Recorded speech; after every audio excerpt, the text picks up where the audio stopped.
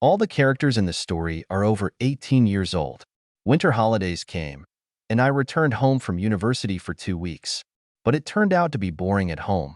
All my school friends went on trips out of state. My ex-school friend, Jenny, conquered the ski slopes with her new boyfriend. So I was left locked in my native walls alone with my family. It's just great.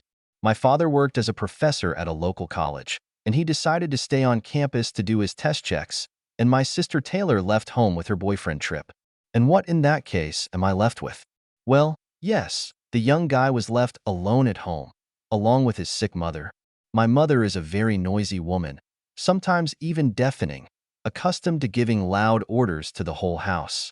And she's also a big lady. If you've ever seen Katie Mixon on American Housewife or Mike and Molly, then you know what I mean. Unfortunately, my mother was very ill with the flu, so now she was lying suffering in her bedroom. From time to time, she grabbed napkins, making noises like an African elephant trumpeting through her nose, drank gallons of orange juice, and generally remained in a vague state due to flu medications that made her sleepy. And even floating in the clouds of her drugged consciousness, she managed to find the strength and time to command me. Oliver, don't sit around on vacation. Come on, help me. Start the washing machine. Turn on the dishwasher. Go and vacuum downstairs. Get your feet off the couch and put on your socks. Mom had a point about feet. She hated dirty socks and at the same time walking around the house barefoot. And since I was the only one in the family who ran around the rooms barefoot or in dirty socks, I was the usual target for her nagging. Okay, Mom, I grumbled and retreated to my room. I waited until she fell asleep, then closed my bedroom door to play video games in peace. This morning, on my way to campus, Dad gave me some small pills. Oliver, it's a sleeping pill, he said. Give them to your mom. Otherwise, she was spinning and tossing from side to side all night. Just these, understand? Yes, of course, I replied, looking skeptically at the pills in my palm. Now I also have to look after my sick mother. What kind of vacation is this? Around 10 a.m., I went upstairs, walked down the hallway, and knocked on the door of my parents' bedroom. What?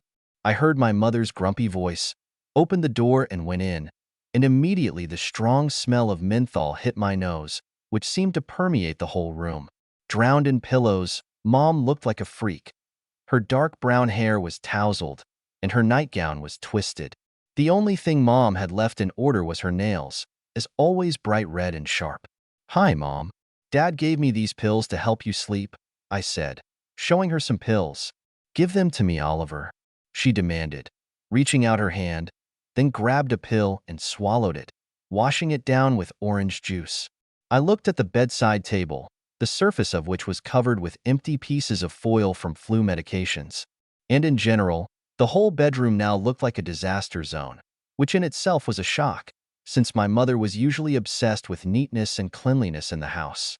While I was looking around, to my surprise, a minute later I heard my mother's prolonged snoring. The advertisement did not lie. These drugs really worked quickly. I looked at my sprawled, snuffling mother, who was finally unusually quiet, and tried to pull the blanket over her to wrap her up. Frozen, I sat on the edge of her bed, breathing softly and feeling my heart pounding in my chest, and listened to my mother's deep breathing and occasional coughing. I knew that my mom loved soap, perfume, and various exotic body washes, and that's why she smelled much nicer now than Jenny or other girls I knew at school who used perfumes with heavy, pungent scents that only hid their natural moisture. Enough. I couldn't take it anymore.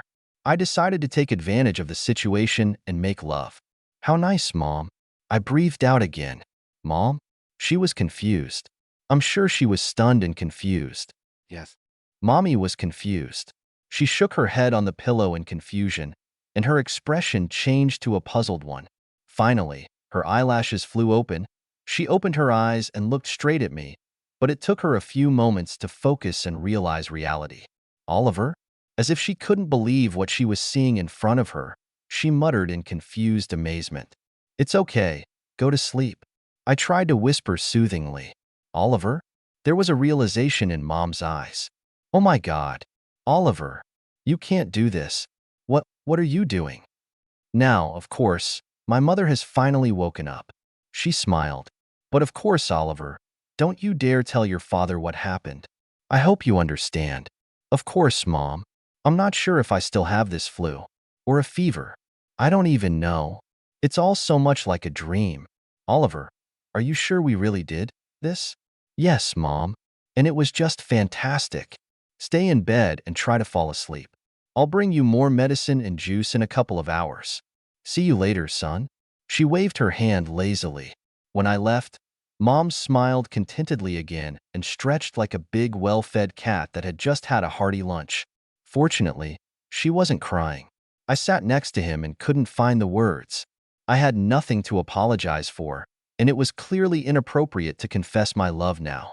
Mom, everything okay? I need to take a shower. She got out of bed and left the room.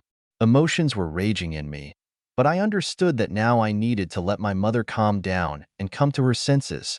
I felt responsible for what had happened and worried that my mother might feel used and abandoned. The door of her room closed, and a few minutes later I went into her. I went to the edge of the bed.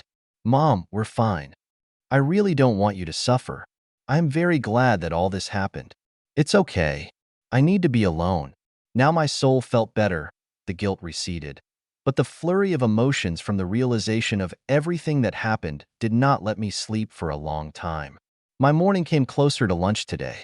I probably needed to plan my behavior and actions somehow, but my head was clearly not ready to analyze what had happened.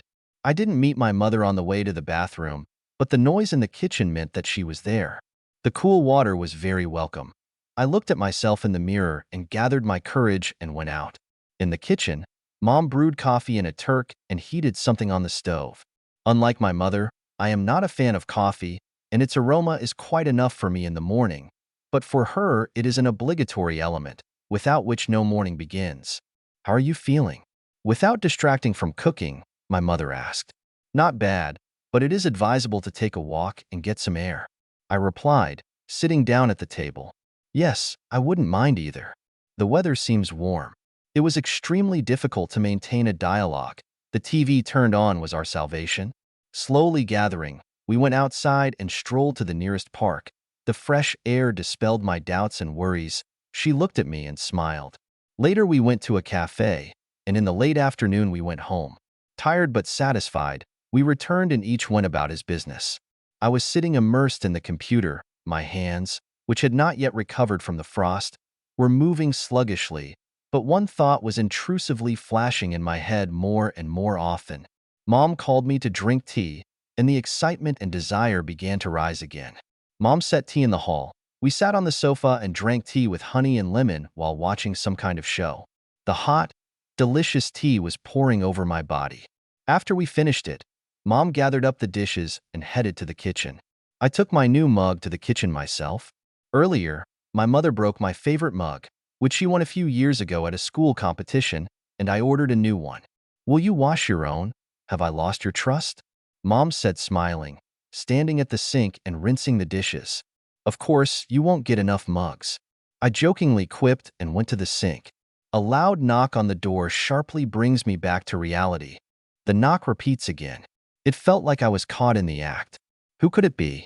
Probably it's the neighbors. We called them yesterday. We agreed that they would come in the evening. Mom explained guiltily, then went into the hallway. Well, what are you doing? You rang the bell. You don't open it. You thought you were asleep. You decided to knock already. A neighbor's voice was heard. Yes, we were in the kitchen.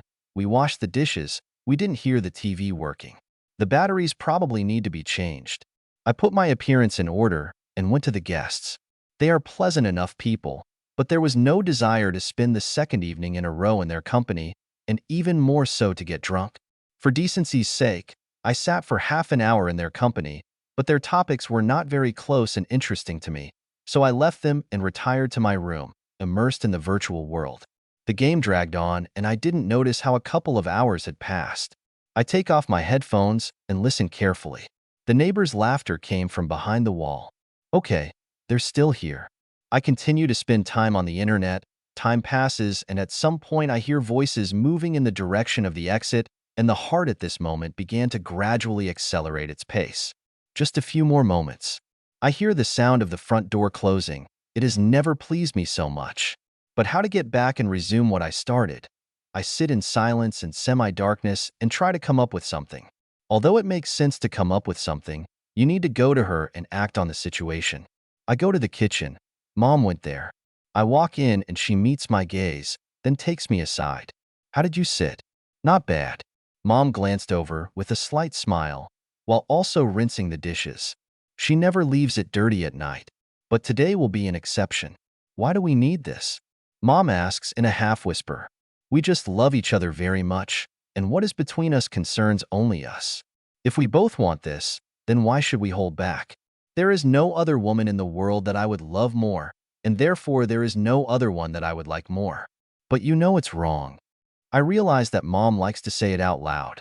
It also turns me on additionally. And who defines the boundaries of what is right? I think I'm not the first and I won't be the last. I really like her docility. Now I feel like she's my woman. I go into her bedroom. You are a very bad son. Mom kept teasing me. But maybe I'll be a good father to my brother. I laughed. I've wanted this for a long time. I still can't believe that this is all real. Are you happy? Endlessly. We have always kept this a secret from everyone. But I wanted our father to know about our studies. What kind of reaction would he have? We'll probably never know anymore.